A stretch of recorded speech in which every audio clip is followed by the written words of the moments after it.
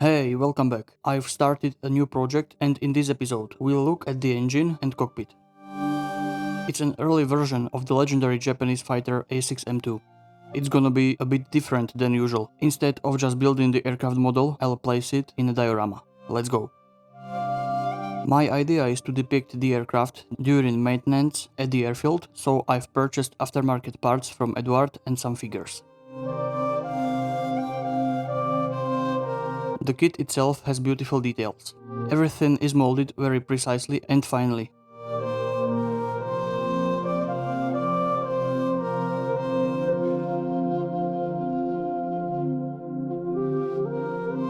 The same goes for the decals. Alright, so for gluing I'll use my favorite combination. I'm separating the parts from the sprues using my trusty Tamiya side cutters.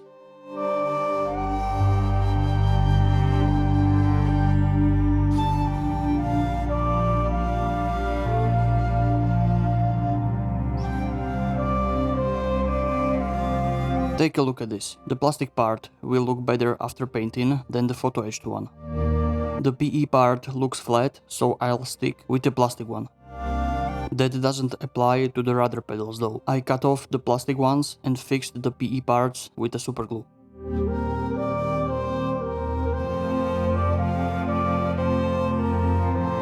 To speed up drying, I use an activator.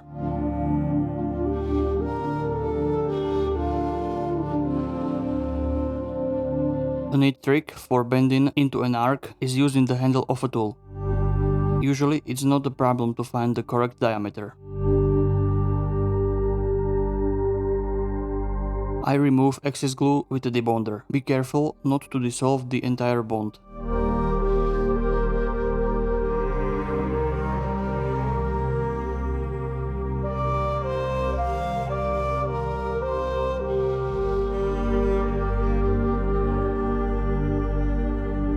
The cables might be visible in the cockpit, so I'll create them using thin wires. Certainly not all of them, but I want the cockpit to look more busy.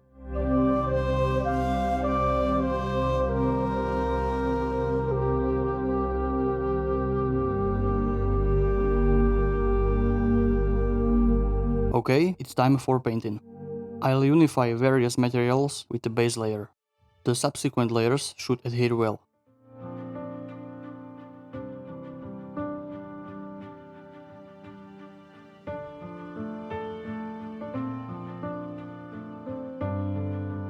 The Japanese knew how salt and humidity affect metals, so they protected them with protective coatings. Uncamouflaged metal surfaces were sprayed with transparent blue paint, which I'll replicate with the MRP shade.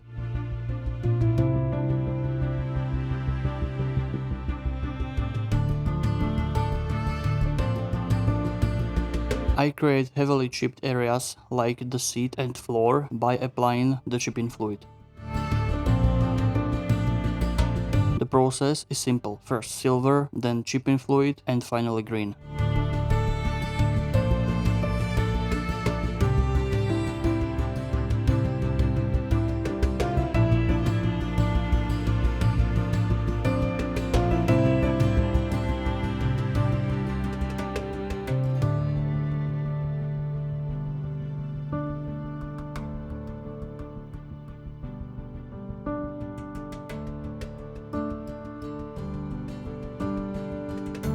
To make the 3D effect stand out, I'm spraying a lighter shade of green into the center of the panels and on the raised areas.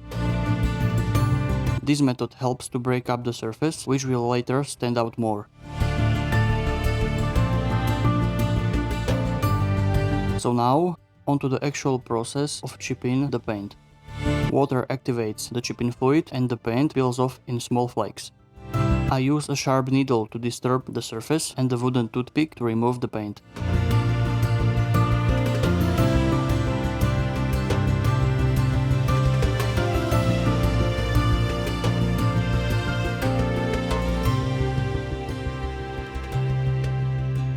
I'm applying an even lighter shade to the edges using the dry brushing technique. I want the details to stand out nicely.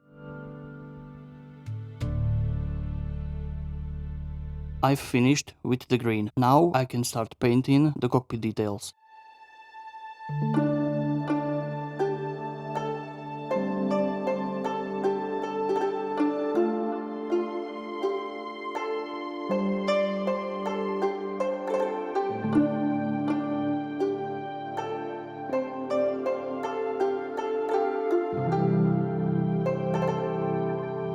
Again, using the dry brush technique. You can see how the details on the black parts, which would otherwise be lost, are highlighted.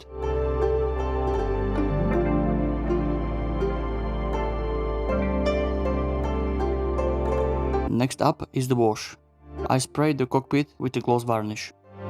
This acts as a protective layer, but also helps apply the wash itself. Excess wash is then easier to clean. All you need to do is wipe it off with a brush dipped in thinner.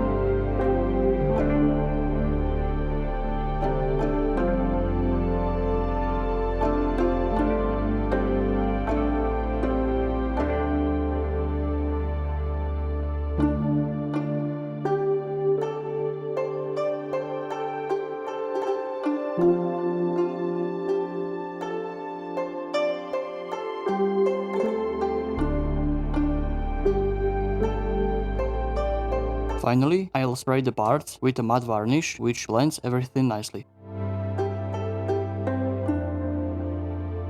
I use the speckling method to create random dirt spots.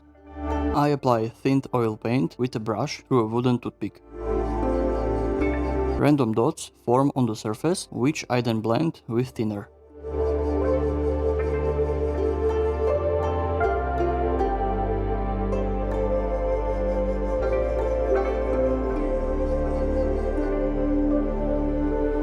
I doubt the pilots cleaned their shoes before entering the cockpit. That's why I'm applying a bit of dirt onto the floor and seat with oil paints.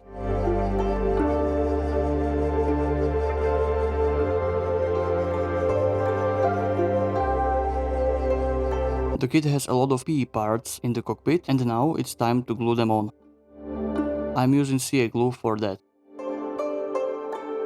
I use tweezers or a tool made from a wooden toothpick and a drop of liquid mask. Just apply a drop to the end. Once dried, you can move small and large PE parts with the toothpick.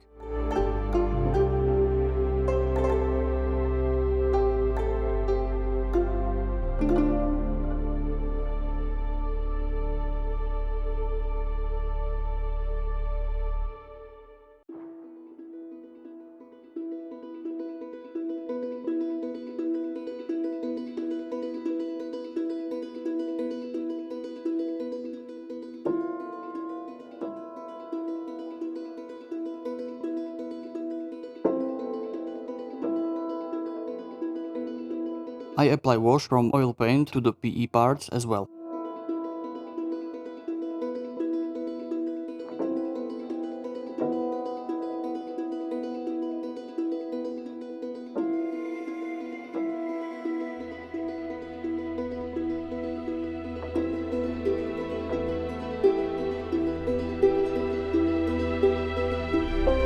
After quickly highlighting the details with the dry brush technique, I can proceed with gluing the cockpit.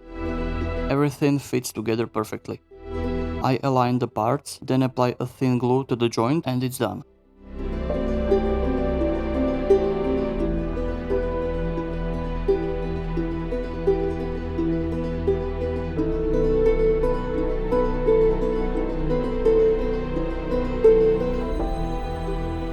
Let's move on to the engine. It looks fantastic.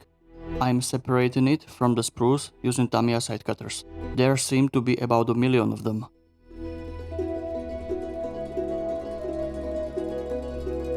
The wiring to the cylinders is made of PE parts. I bend them and fix them with CA glue.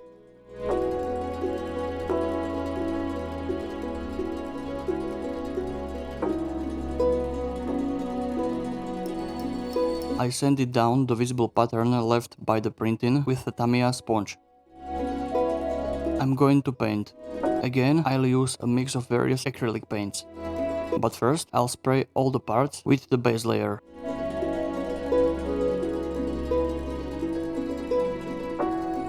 I'm highlighting the details with a black wash. Raised parts are being painted with steel color using the dry brushing technique. Other parts are painted according to the reference images. I'm working from the inside out.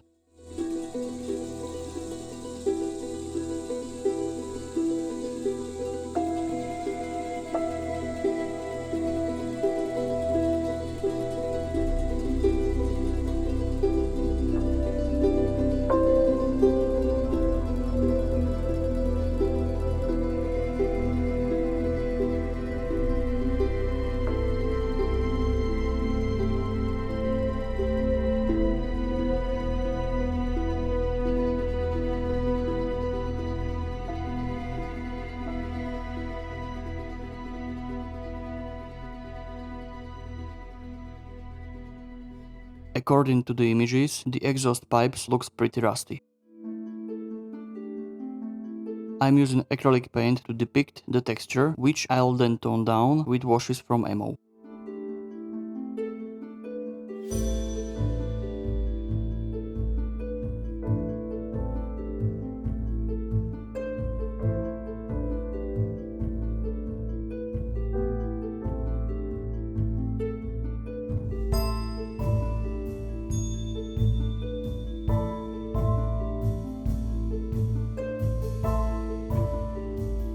I apply the rusty wash overall as a filter. While it's still wet, I mix in dark wash to create a variation.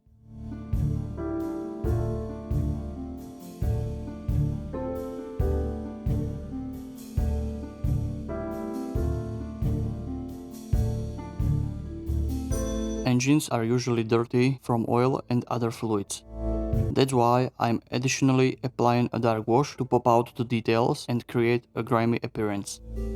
Excess wash is removed using a thinner and a brush.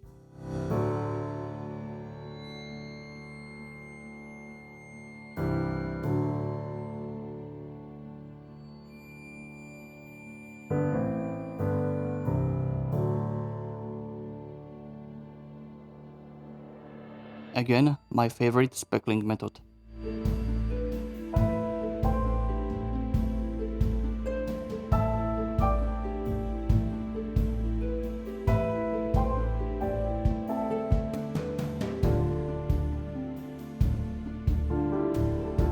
The small PE covers are flat and need to be bent. Once again, the handle of a hobby knife will serve perfectly.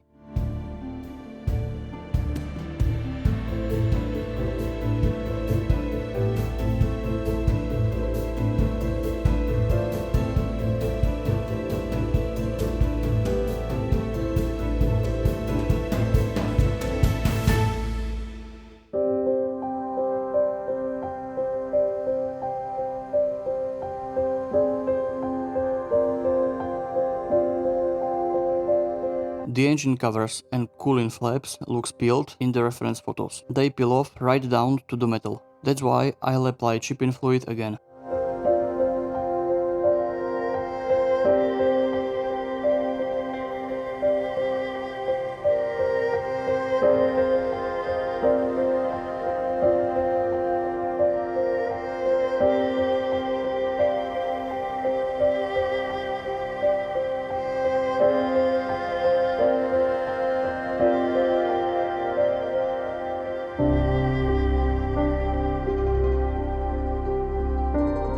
The covers were sprayed with a characteristic dark anti-glare paint with a hint of blue. I'm gradually building up the shade layer by layer.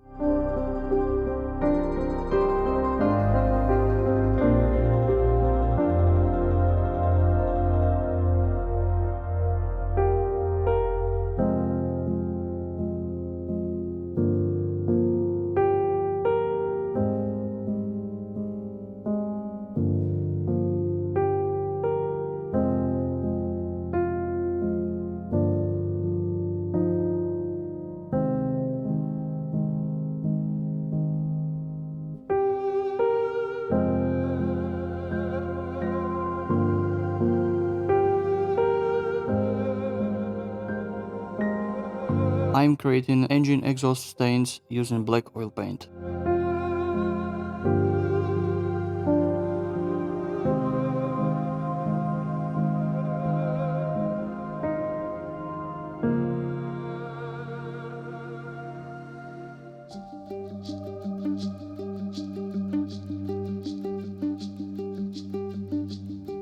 Let's go back to the engine covers. In the meantime, they've dried and I'm starting to chip off the paint. Same process as in the cockpit with water and sharp needle.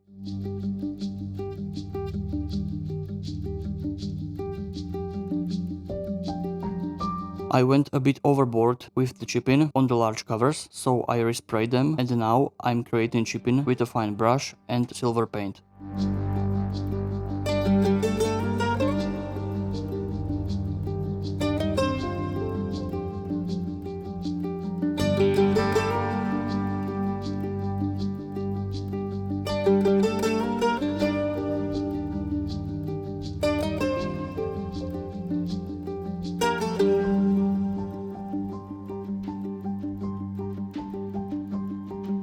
Finally, a test of patience.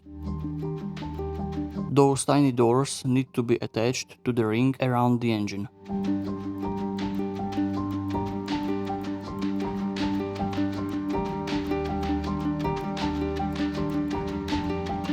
And we are at the end of this part.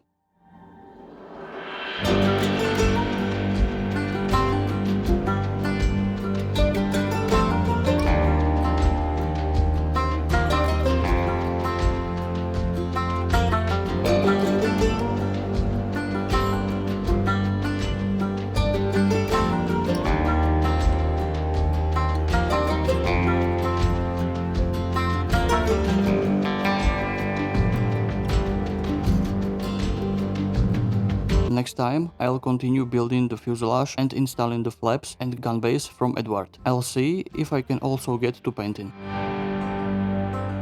I hope you liked the video. To those who watched all the way through, thank you. Don't forget to subscribe, like and comment. Your opinion interests me a lot. Check out my Patreon as well. You'll find almost daily updates from the workbench, studio photos, ad-free videos and other content that didn't make it into the video. I'll be grateful for any support. See you in the next one.